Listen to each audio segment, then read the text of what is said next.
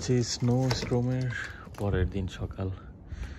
Wow, চারিদিকে একদম snow আর snow, একদম ঠিক। এখন যদি আমি নামি, আমার মাথার উপরে স্নো হবে।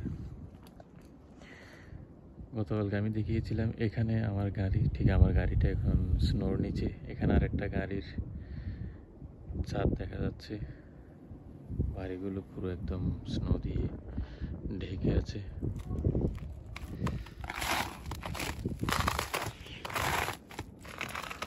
আর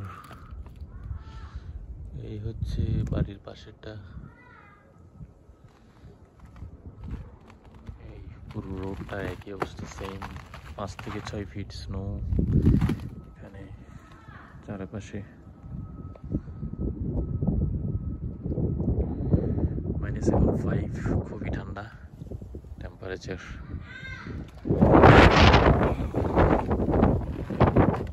স্ট্রং উইন্ড আছে। বাড়ির ছাদের উপরে স্নো এখানে দেখা যাচ্ছে।